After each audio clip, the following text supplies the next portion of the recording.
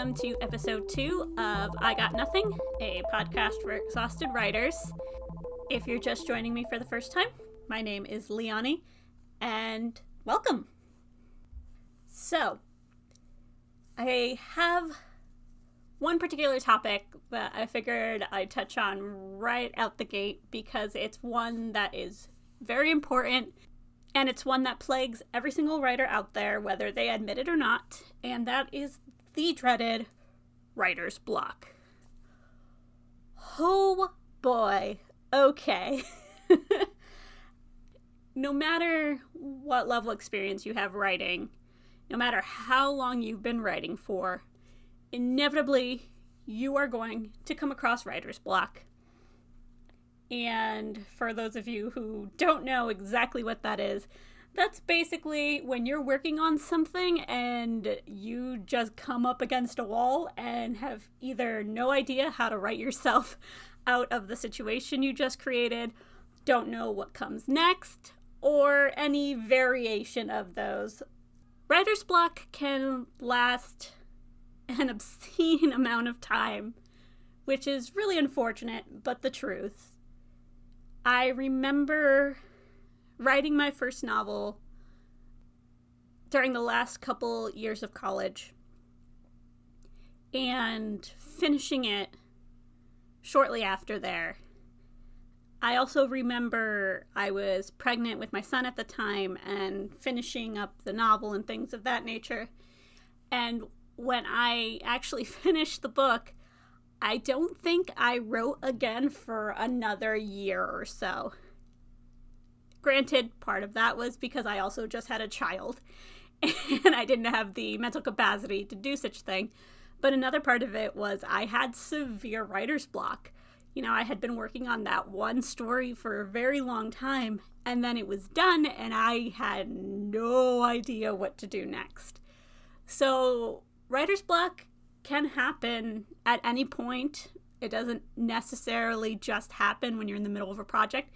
It can happen when you're done with a project and don't know what to work on next.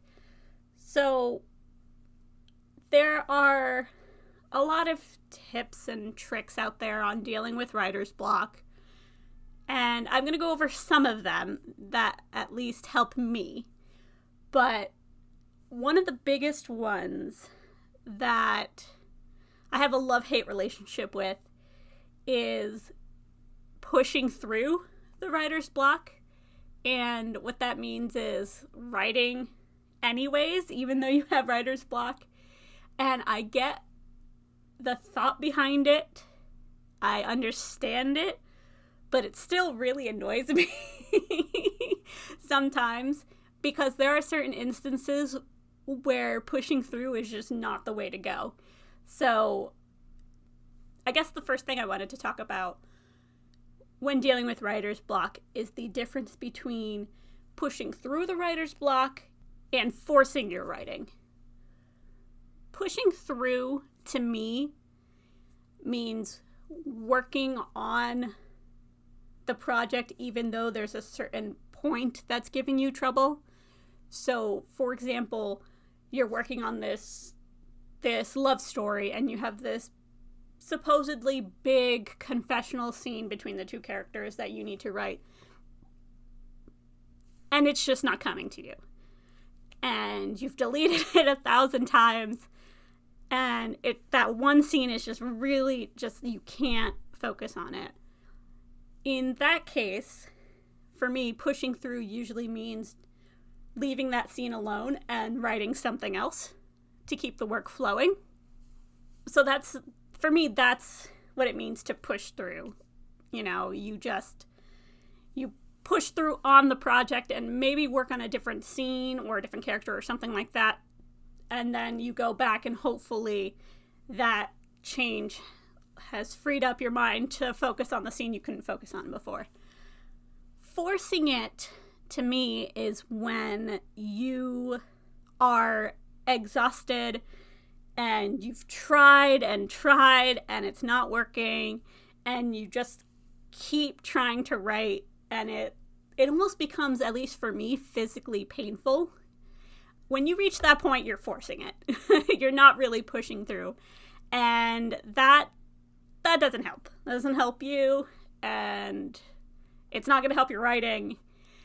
So it's very important to make sure when you have writer's block that you're not forcing yourself to the point where it's not fun anymore. Because writing should be fun. You know, if you love writing and it's something you want to do, it should be fun to you. At least it is to me. And I can always tell when I'm forcing myself to work on something, when I'm not having any fun with it. Not to say that every single step of writing is fun. There are definitely parts of writing that are not. But knowing the difference and listening to yourself is very, very important, because it's just going to make the writer's block worse. So that's one thing, you know. Yes, it's important when you have writer's block to keep writing in some aspect, but please, please, please don't force it to the point where you're not having fun anymore.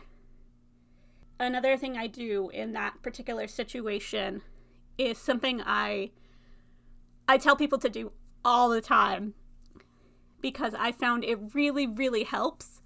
I know there are a lot of people who have to write things linearly, and I understand that, and, you know, over the years, that's really helped me too. But it's okay to skip a scene and work on something else. What I do in that case is I put brackets, and then I put a brief description of what the scene is supposed to be, and then I move on to the next one. This is really helpful for any kind of genre, whether it's romance, mystery, drama, action, whatever you're working on, whatever you're writing. Brackets are your best friends. And I've known people who were just staunchly against them and were like, no, I can't. I have to write this scene first, and then I can write this scene. And that's fine if that's the way your brain works. You know, good for you. Try it out. Do what you got to do. But I've learned that it really, really helps. It really helps. It helps me kind of clear out my brain a little bit to write a scene that I am really, really focused on first, get it out of my head, get it on paper, and then usually I have more space, more mental space to work on a scene that I just didn't really care about in that time. And a lot of times it also helps with the continuity of your writing, because let's face it, you can do an outline, you can write down notes, but ultimately your characters are going to do whatever the hell they want to do. So using brackets for me is really helpful in the sense that it keeps with continuity. If I think characters are going to act a certain way in one scene, and then I write what happens after, and I'm like, well, actually, they probably would have done this instead. It makes the flow a little bit better. But yes, brackets. Please, just if it's like a scene or something, like a specific part of your writing that is just not working for you, just put brackets and move on to the next thing. It will help, and it actually, I've learned recently with ghostwriting, because that's what I do a lot when I'm ghostwriting, it actually saves me time, because I keep my writing flow going without stopping, and then by the time I get back to it, I'm still kind of in the zone, and I haven't wasted time sitting there going, I don't know what this is supposed to be. You know, it just saves you time, and it saves you a headache. Another thing that I've learned over the years, particularly when it comes to writer's block, is trying to find out what is causing it is pretty helpful as well. I've had a number of projects that I've put a lot of time and effort into, and I've worked on them, and I come across a certain point where I just can't continue it anymore. And I come across that writer's block, and I've realized that either A, I don't really feel particularly connected to the idea anymore. Or B, the plans I had for this particular project just isn't going to work. And so once I've figured out those things, I've either changed the project itself or just moved on to something else. And it's okay to work on something else when you have writer's block. It's actually, for me, really helpful to be working on multiple things at once, because when I come across writer's block in something that I'm working on, a lot of times I put it away for a couple days and work on something else. And then when I go back to it, I'm a little bit refreshed and recharged and coming at it with fresh eyes. It's okay if you're experiencing writer's block to just put it away and work on something else. But the big suggestion I would have when you have writer's block, and I know for some writers it's blasphemous, but stop writing for a bit. Step away from the notebook or the laptop or your phone or wherever you're writing and just relax your brain. Go do something else. Watch a movie. Read a book. Reading helps a lot. It's been a while since I've read books on a regular basis, unfortunately, but I've been doing so this past year, and it definitely helped my writing. So, step away, go outside, read a book, play a video game, watch a movie. Let your brain not think about it for a bit. Just don't think about it for a bit. Just give yourself a chance to step back, unwind. Once you step away and kind of clear your mind and reset yourself, then you can come back recharged and ready to try again. I've been writing for a very long time, and I've had writer's block on almost every single writing project I've worked on. And one thing I started to do for myself was free write. So a lot of projects I work on are going to be published in some way, particularly with ghostwriting, but hopefully with the original and personal novels I've been working on, my thoughts and my goals are to have it published. So that can give me anxiety sometimes, and I can get into my own head. So what I've been doing is working on writing that is just for me and that has no particular goal attached to it. And having that writing and having that freedom really helps, because it's just something I can just free write and it's mine, and I have a lot of freedom and wiggle room with it. So when I eventually do work on the projects that have a little bit more weight behind them, I'm not so tense. At least that's the goal. And it's helped so far. So the important thing to do is to find out what works best for you. There are a lot of suggestions on the internet for how to deal with writer's block. Ultimately, it comes down to what works best for you. So don't be afraid to try different things. What works for me, like brackets and, working on something else, may not work for you, and that's totally fine. Try not to get frustrated. Everybody's different.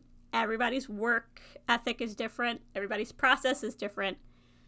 So definitely try a couple of different things to work through it. Even sharing what you've written so far, as scary as that can be, I know in the past has helped me with writer's block. Or just finding somebody that you can bounce ideas off of. Not necessarily having them read what you wrote, but just talking with them about the idea you have, or my personal favorite, talking at them.